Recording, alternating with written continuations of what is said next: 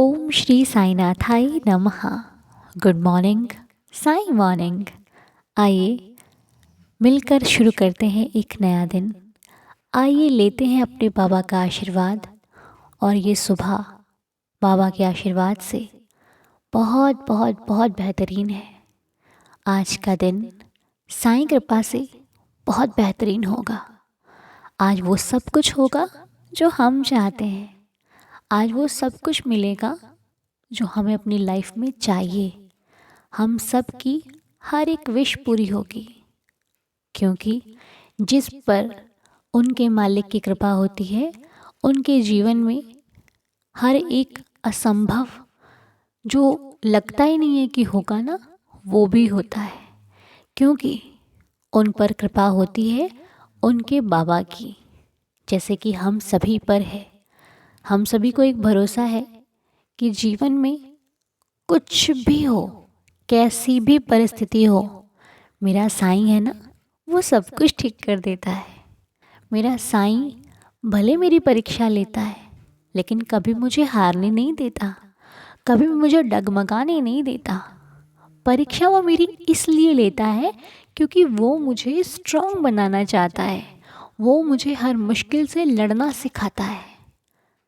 वो नहीं चाहता कि मैं दूसरों से हार जाऊं। वो नहीं चाहता कि मैं दूसरों के आगे कमज़ोर पड़ जाऊं, क्योंकि वो मेरी माँ भी है, मेरे पिता भी हैं, मेरा मित्र भी है। और जिस भी रिश्ते से मान लो, वो हर एक रिश्ता निभाता है। दुनिया छोड़ सकती है मेरा साथ, पर मेरा साईं मुझे छोड़कर कभी नहीं जाता है। मैं कहीं भी रहूं, जिस हाल में रहूं, वो हर वक्त मेरा साथ निभाता है। कैसे ना गुरूर करूं मैं अपने इस रिश्ते पर, क्योंकि जब कोई नहीं आता, मेरा साईं ही आता है। और क्या लेता है साईं? कुछ भी नहीं। क्या लेते हैं बाबा हमसे? हम दे सकते हैं कुछ उनको? बिल्कुल भी नहीं। बाबा तो कहते हैं बस तू श्रद्धा और सबूरी रख। इन दो चीज़ों को रखने में ही ना पूरी दुनिया का सुख है। लोग कहते हैं कि कैसे पता लगे कि बाबा की कृपा हो रही है, हमें कैसे मालूम पड़े कि बाबा कृपा कर रहे हैं।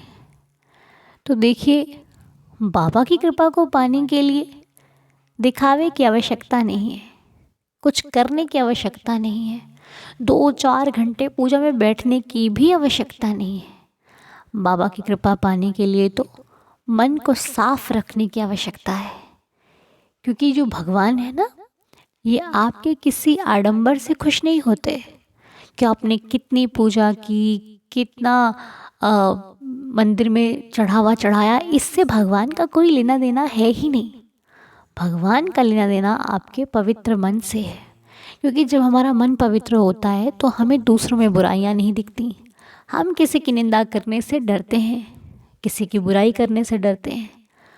तो जो व्यक्ति एक नेकी के रास्ते पर चलता है, उसे भगवान को मनाने की आवश्यकता कभी पड़ती ही नहीं है, क्योंकि भगवान तो उससे वैसे ही मान जाते हैं।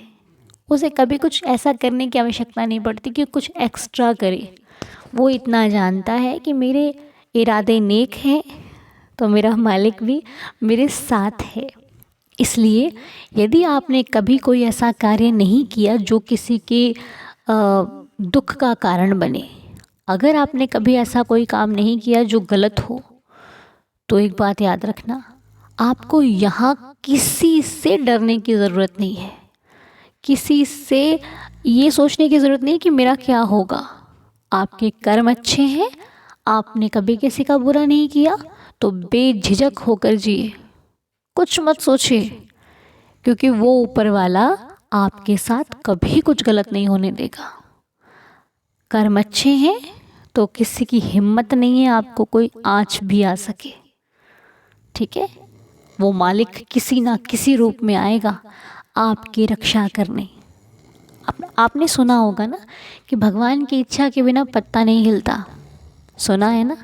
तो जब उसकी मर्ज़ी के बिना एक पत्ता नहीं हिल सकता, तो उसकी मर्ज़ी के बिना आपको कोई हानि कैसे पहुंचा सकता है? हाँ, ये तो हमारे कर्म है जिस वजह से हमें दुख सुख का सामना करना पड़ता है।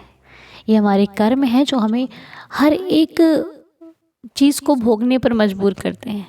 वो क्या है ना कि ऊपर वाले की जो वो उनका न्याय है ना, वहाँ पे पैसे नहीं चलते, वहाँ पे कर्म चलते हैं।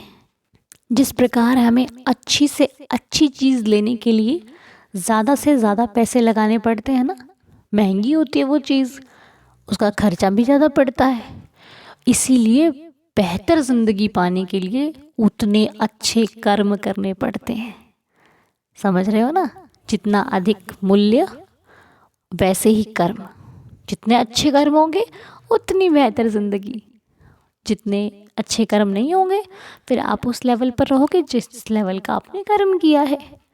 इसलिए यहाँ पर किसी को दोष देने की आवश्यकता नहीं है कि भाई उसने मेरे साथ गलत किया। यदि मेरे कर्म अच्छे हैं तो किसी की हिम्मत नहीं है मेरे साथ कोई गलत मुझे हानि पहुँचा सके। ठीक है, इस बात को जितनी जल्दी समझ लोगे ना, सब बेस्ट हो जाएगा। और ये मैं जो आपसे बात कर रही हूँ, मेरा भी पर्सनल अनुभव है ये, कि जब मुझे लगता है कि मैं बिल्कुल सही हूँ और सामने वाला मुझे जानबूझकर गलत साबित करने की कोशिश कर रहा है ना, तो मैं उससे कभी ये नहीं कहती कि तू ये मत कर। मैं तो अपने साईं से कहती हूँ कि बाबा देख ले, मैं सही हूँ फिर भी ये हो रहा है। तो मैं इतना कहती हूँ ना, तो साईं देख लेता है, वो सारी चीज़ों को मिटा देता है जो मैंने कभी की ही नहीं। वो मुझे सही साबित करने के लिए कहीं ना कहीं से आ जाता है। इसीलिए मुझे भरोसा होता है कि वो है। ऐसे थोड़ी ना आपसे इतने भरोसे के साथ कह रही हूँ, कुछ तो है ना जो मुझे कहने पर मजबूर कर रहा है, और वो है मेरा विश्वास, मेरी श्रद्धा और रखी गई सबूरी, जिसे कहीं ना कहीं तो मैंने रख लिया है। हाँ, अभी बहुत कम है, लेकिन धीरे धीरे मैं भी बढ़ रही हूँ श्रद्धा और सबूरी की तरफ, और आपको भी बढ़ा दूँगी, ये मेरा विश्वास है।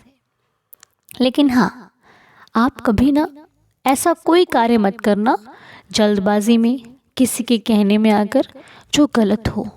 गलत नहीं किया तो डरने की ज़रूरत नहीं है, क्योंकि सत्य कभी पराजित होता ही नहीं है। हमेशा अच्छे रास्ते पर चलिए, हमेशा। कभी भी किसी का अगर किसी की बात मान रहे हो तो इतनी देख कर मानना कि ये व्यक्ति मुझे कहीं किसी गलत रास्ते पर तो नहीं लेके जा रहा। क्योंकि देखिए, एक सच्ची और कड़वी बात है कि यहाँ पर हर एक व्यक्ति वफादार है, हर एक व्यक्ति सच्चा है, कोई बुरा नहीं है। लेकिन तब तक जब तक उसका मतलब आपसे पूरा नहीं होता, तब तक ही वो सच्चा है। जैसे ही उसका मतलब आपसे पूरा हो जाएगा, वो ऐसा रंग बदलता है कि आप यकीन ही नहीं कर पाओगे, अरे ये तो वही है जो कल तक मुझसे अच्छे अच्छे वादे कर रहा था, आज तो इसने मुझे कहीं का छोड़ा ही नहीं है।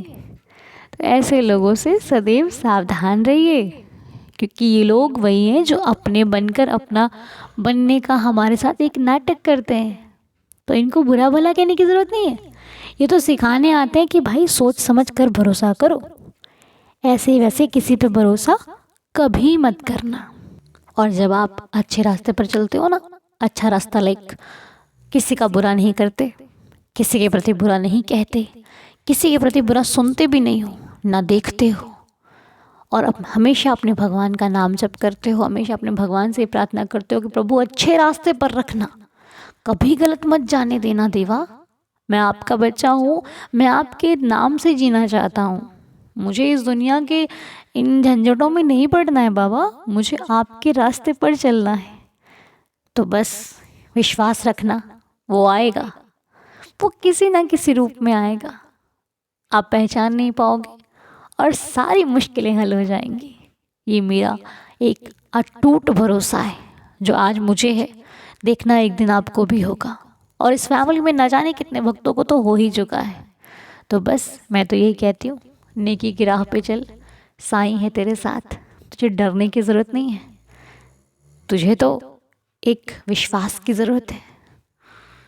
तो बस ज़्यादा क्या ही कहूँ, ये तो बस बाबा का प्यार है जो हम आपसे कह पाते हैं, और आप हमें सुनकर आपको अच्छा महसूस होता है, ये भी उनकी कृपा है। ये भी एक मिरेकल से कम थोड़ी ना है, ये भी एक चमत्कार है जो वो कर रहा है, वो दिखा रहा है, वो हमें जोड़ रहा है। वरना सोचिए, बिना देखे कोई किसी की इतनी इज्जत कैसे कर सकता है, बिना देखे कोई किसी को इतना प्यार कैसे कर सकता है जो आप लोग मुझसे करते हो और मेरा आपके प्रति है। ये भी एक लीला है। कहीं ना कहीं कहते हैं ना कोई रिश्ता होता है तभी हम लोग मिलते हैं। तो ये रिश्ता ही था जिसने हमें मिलवा दिया है, और मिलवाने वाले का नाम है साईं, जो हम सबकी ज़िंदगी, हम सबका घर चला रहे हैं। बाबा की कृपा से हमारे घर में हर एक चीज़ की भरपूर है, कोई चीज़ कमी नहीं है। तो ये सब मेरे साईं जी की असीम कृपा का ही असर है। तो बस ऐसे ही बाबा की कृपा मेरे पूरे परिवार पर बरसती रहे। जितने भी लोग मुझे सुन रहे हैं, सबका घर अन्न और धन से भरपूर बना रहे। और सबसे ज़रूरी जो है वो बाबा का आशीर्वाद, वो हर घर पर बरसे, हर घर पे बाबा की कृपा हो। और आपने तो पढ़ा ही होगा श्री साईं सच्चरित्र में कि बाबा के भक्तों को कभी अन्न और वस्त्र की कमी नहीं होती। तो बस प्रभु हमारा पेट भर ही देते हैं, किसी ना किसी माध्यम से भूखा नहीं रखते कभी, कहीं ना कहीं से जुगाड़ लगाते हैं और अपने भक्तों की हर एक विश को पूरा कर देते हैं।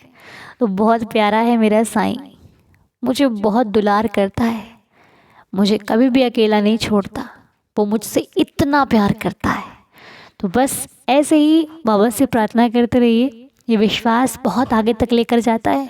जिस भक्त को भरोसा है उसकी नैया कभी नहीं डूबती। तो चलिए ऐसा ही एक आज चमत्कार सुनते हैं, जिनके द्वारा सुनने जा रहे हैं हम। उनका नाम तो मुझे नहीं पता, लेकिन आवाज़ बहुत अच्छी है, भाव बहुत अच्छा है। आप सुनोगे ना तो आपको खुद पता लगेगा। वो भक्त साईं का एक सच्चा भक्त है, सच्चे भक्तों में से एक है। और वो कौन है ये तो मैं नहीं जानती, क्योंकि उन्होंने ना ऑडियो में अपना नाम मेंशन तो शायद नहीं किया है। इसलिए जो भी आप हैं, आपका बहुत बहुत शुक्रिया कि ये लीला आपने हम सबके साथ शेयर करी। तो लीला बहुत सुंदर है, सुनने के बाद ही बात करते हैं। आइए सुन लेते हैं साईं लीला। ओम साई राम। अनु दीदी, मैं आपका दीदार चैनल करीब 1.5-2 साल से देख रही हूँ अनु दीदी। और मैं साईं बाबा के साथ में तो बहुत सालों से मेरा साईं बाबा के साथ में रिश्ता है, करीब करीब 30 साल समझ लीजिए अनु दीदी। अब बाबा की महिमा अपरंपार है अनु दीदी। मैं बाबा से यही प्रार्थना करती रहती थी कि बाबा, जैसे मेरी जेठानी और देवरानी लोग सत्संग में जाती है, आप भी कुछ मुझे ऐसा सत्संग का बताइए कि मैं भी है ना सत्संग सुनूं, बाहर नहीं जाऊं पर घर में ही मैं सत्संग सुनूं। तो अनु दीदी, एक दिन मैंने यूट्यूब चैनल चालू किया तो उसमें आपका साईं दीदार चैनल मुझे दिखाई दिया। और वो तब से लेके 1.5-2 साल से लेके आज तक आपका वो मैं सुन रही हूँ। वो भी ऐसे लग रहा है कि साईं बाबा ने मेरी बात सुन ली और मुझे घर बैठे ही थोड़ा बहुत ज्ञान मिल रहा है आपके थ्रू। आपका बहुत बहुत शुक्रिया अनु दीदी। अनु दीदी, मेरे साथ में बाबा ने बहुत सारी लीलाएं की हैं। और जब मुझे औलाद नहीं थी तो बाबा ने मुझे एक प्यारी सी औलाद दी, जबकि मुझे बहुत डिलीवरी के टाइम पर तकलीफ़ थी। 8वें 9वें महीने में बहुत मुझे तकलीफ़ थी, मगर बाबा ने मुझे प्यारी सी गुड़िया दे दी। और अनु दीदी, जब वो 16-17 साल की हुई तो बेंगलोर में गई हुई थी अपने मामा के घर घूमने के लिए। 10th का एग्ज़ाम दे के थोड़ा कोरोना कम हो गया था दीदी। तो वो बोली कि मम्मा, मैं है ना मामा के घर घूम कर आती हूँ। तो मैंने उसे भेजा, मैंने बोला ठीक है जाओ। मैं मुंबई में रहती हूँ और मेरे भाई लोग बेंगलोर में रहते हैं। तो वो बेंगलोर गई और मेरे एक भाई के बेटे के साथ में एक सनराइज़ देखने की जगह पर जा रही थी मॉर्निंग के टाइम पर 5:30 बजे। तब उसका अंधेरे की वजह से भाई के बेटे को स्पीड ब्रेकर दिखाई नहीं दिया और उसका बहुत बड़ा एक्सीडेंट हो गया। मेरा भाई का बेटा तो ठीक था, मगर मेरी बेटी को बहुत ज़बरदस्त सिर में मार लगी। जब उसको डॉक्टर के पास लेकर गए, इमरजेंसी हॉस्पिटल लेकर गए, तो डॉक्टरों ने वहाँ पर जवाब दे दिया कि क्रिटिकल कंडीशन है और हम कुछ बोल नहीं सकते करके। मगर उसका ट्रीटमेंट वेंटिलेटर पे उसको रखा था और उसका ट्रीटमेंट चालू कर दिया था। मेरे भैया का फ़ोन आया यहाँ पर मुंबई में कि आपके बेटे का एक्सीडेंट हो गया है, जल्दी से आ जाओ। तो मैंने बोला बहुत ज़्यादा लगा है। उन्होंने बोला पता नहीं है, वो तुमको याद कर रही है, तुम आ जाओ। मैं यहाँ से गई मुंबई और वहाँ पर स्टाफ रूम में मेरे सब रिलेटिव्स बैठे हुए थे, सब थे। वहाँ पर बाबा का एक बहुत बड़ा फ़ोटो लगा हुआ था। मैंने बाबा को देखा तो बाबा स्माइली फेस में थे। बाबा कह रहे थे जैसे कि तू चिंता मत कर, सब ठीक हो जाएगा। बस वही आशीर्वाद मेरी बेटी को और सबकी दुआएं मेरी बेटी को लगी। और जब मैं डॉक्टर से मिलने के लिए अंदर गई तो डॉक्टर ने कहा हम कुछ बोल नहीं सकते हैं, वेंटिलेटर पर है, 4-5 दिन तक वेट करो, अनस्टेबल कंडीशन है। फिर मैं बाहर आई, मुझे बहुत रोना आ रहा था कि कैसी हालत हो गई है, ये वो। उसके बाल निकाल दिए थे सिर के, उसके फेस पे स्वेलिंग थी, अनुदी। मैं देखकर बहुत मुझे रोना आ रहा था, मगर मैं कर क्या सकती हूँ। मगर मुझे इतना विश्वास था कि मेरे बाबा मेरे साथ में है, मेरी बेटी को कुछ होने नहीं देंगे। उनकी ही बेटी है, उन्होंने ही मुझे दी है, तो वो कैसे ऐसे कर सकते हैं। बस वो दिन और आज का दिन, मेरी बेटी अभी ठीक है। अब उसको थोड़ा बोलने में और चलने में तकलीफ़ है, मगर फिर भी वो संभल गई है और मैं भी संभल गई हूँ। बाबा का हर पल शुक्रिया, आपका हर पल शुक्रिया, साईं चैनल का शुक्रिया। सबकी दुआएं हैं दीदी कि सबकी दुआओं ने मेरी बेटी को बचाया है। मैं तो कहती दवा से ज़्यादा दुआएं हैं, जिन्होंने मुझे, हर एक बंदे ने कहा कि तुम्हारी बेटी ठीक हो जाएगी, तुम्हारी बेटी ठीक हो जाएगी। और आज भी मुझे देखकर लोग कहते हैं कि तुम्हारी बेटी ठीक हो जाएगी, तुम्हारी बेटी ठीक हो जाएगी। इतनी खूबसूरत बच्ची भगवान ने दी है तो वो तो ठीक होगी ना। बाबा की देन है, बाबा की देन है वो। बस मैं तो यही चाहती हूँ कि सबके बच्चे खुश रहें, सबकी औलाद खुश रहें। साईं बाबा सबके बच्चों को और सबकी औलाद को ठीक करना बाबा, सबके साथ में अच्छा करना बाबा, सबके साथ में अच्छा करना। दीदी आपसे जुड़कर बहुत अच्छा लगा दीदी। मैं भी चाहती थी, मैं साईं बाबा से ये भी प्रार्थना करती थी दीदी कि मेरी देरानी और जेठानी सत्संग में जाते हैं तो मुझे भी कुछ घर बैठे सत्संग मिले। और बाबा ने मेरी सुन ली, आपसे मुझे मिला लिया, जिससे मुझे थोड़ा बहुत तो ज्ञान मिलता ही है। पहले तो मैं ऐसी थी ना कि पता नहीं कि इतना गुस्सा आता था, ये आता था। मगर अब से, जब से मैं आपके साथ में मिली हूँ, आपका चैनल मैंने देखा है, तब से मैं शांत हो गई हूँ। साईं दीदी, साईं बाबा की असीम कृपा मेरे ऊपर है, मेरे परिवार पर है। और आप हैं तो फिर क्या गम है। बस दीदी आपका बहुत बहुत शुक्रिया, शुक्रिया कि आपने ये चैनल चालू किया। और जिसको भी तकलीफ़ है वो आपसे शेयर करते हैं, आप उनकी तकलीफ़ दूर करती हो बाबा के थ्रू। बस और क्या चाहिए दीदी, आपका बहुत बहुत शुक्रिया, शुक्रिया। आपकी आवाज़ इतनी मधुर और सुंदर है, आप इतनी सुंदर हैं, आपका आवाज़ इतना मस्त है कि दिल को छू जाता है। ऐसा लगता है बस आपका या सुनते ही रहें, आपको ही सुनते रहें। दीदी आपका बहुत बहुत शुक्रिया। तो सुनिए आपने लीला, है ना कितनी प्यारी सी। और इस लीला में मुझे सबसे अच्छा ये लगा कि जो बाबा की बच्ची हैं, जो बाबा के भक्त हैं, उनका जो विश्वास है बाबा के प्रति, उसमें कहीं शिकायत नहीं है। उसमें कहीं ये नहीं लग रहा कि हाँ उन्होंने बाबा को ये बोला कि मतलब, नहीं। जैसे कि वो कह रही हैं कि परिवार से जुड़ने के बाद उनका जो क्रोध है वो भी शांत हुआ है। तो ये बाबा की कृपा है जो उनको बदल रहे हैं, जो उनको निखार रहे हैं। और आपसे मैं एक चीज़ और कहूँगी, आप बाबा की गोदी अपनी बेटी के माथे पर लगाइए, उनको खिलाइए। कैसे ठीक होगी आप जान नहीं पाओगे। चमत्कार अभी तो होना बाकी है आपकी ज़िंदगी में, क्योंकि आपके पास श्रद्धा और सबूरी दोनों ही है। तो बस ऐसे ही साईं जी को प्यार करते रहिए। आपको किसी से कुछ कहने की, मांगने की आवश्यकता नहीं पड़ेगी। मैं भी बाबा से प्रार्थना करती हूँ कि हे प्रभु, जैसे इस भक्त का भाव है आप इनको भरपूर देना और इनकी बेटी की तबीयत बिल्कुल ठीक कर देना। जैसे वो पहले थी उसको उससे भी अच्छी बना देना। रहम नज़र करना, क्योंकि जिस भक्त का विश्वास इतना अटूट हो, फिर उसके जीवन में कठिनाइयाँ कम करने खुद उसके भगवान आते हैं। ठीक है जी, तो परेशान नहीं होना आप, बिल्कुल खुश रहिए, श्रद्धा सबूरी बनाए रखिए, बाबा पर अपना अटूट विश्वास बनाए रखिए। ये साईं ही आपकी ज़िंदगी को धीरे धीरे बदल रहा है। बहुत प्यारा है मेरा साईं, जिसकी जितनी ज़्यादा गुणगान करो उतना ही कम है। तो बस बाबा की कृपा से शुरू हो रहा है एक नया दिन, शुरू हो रही है एक नई लीला की शुरुआत। सबके साथ होने वाली है एक प्यारी सी लीला। नया साल आ रहा है ना, तो कुछ तो नया चाहिए ना आपको। सिर्फ पुराना क्या चाहिए? बाबा का आशीर्वाद और ये परिवार, ये परिवार पुराना भी चाहिए और नया भी होना चाहिए। तो बस बाकी जो देना है बाबा जाने, सब बाबा के ऊपर छोड़कर बोलिए ओम साईं राम। तो चलिए आइए पढ़ लेते हैं 11 वचन, और 11 वचन पढ़ने के बाद शुरू किया जाए एक नया दिन। तो चलिए मेरे साथ साथ आप भी बोलना बाबा की 11 वचन। चलिए आइए। हे साईनाथ, बाबा सभी पर दया करना, रहम नज़र करना, कृपा करना, हम सबकी श्रद्धा की लाज रखना। तो चलिए मिलकर पढ़िए श्री साईं बाबा के 11 वचन। जो शिरडी में आएगा आपद दूर भगाएगा, चढ़े समाधि की सीढ़ी पर, पैर तले दुख की पीढ़ी पर, त्याग शरीर चला जाऊंगा, भक्त हेतु दौड़ा आऊंगा, मन में रखना दृढ़ विश्वास, करे समाधि पूरी आस, मुझे सदा जीवित ही जानो, अनुभव करो सत्य पहचानो, मेरी शरण आ खाली जाए, हो तो कोई मुझे बताए, जैसा भाव रहा जिस जन का, वैसा रूप हुआ मेरे मन का, भार तुम्हारा मुझ पर होगा, वचन ना मेरा झूठा होगा, असहायता लो भरपूर, जो मांगा वो नहीं है दूर, मुझ में लीन वचन मन काया, उसका ऋण ना कभी चुकाया, धन्य धन्य वह भक्त अनन्य, मेरी शरण तज जिसे न अन्य, अनंत कोटि ब्रह्मांड नायक, राजाधिराज योगिराज परब्रह्म, श्री सच्चिदानंद सद्गुरु श्री साईनाथ महाराज की जय।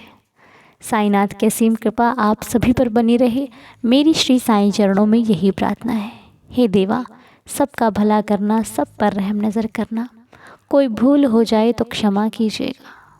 तो चलिए साईं आशीर्वाद से शुरू करें एक नया दिन, बाबा सब संभाल लेंगे, ठीक है।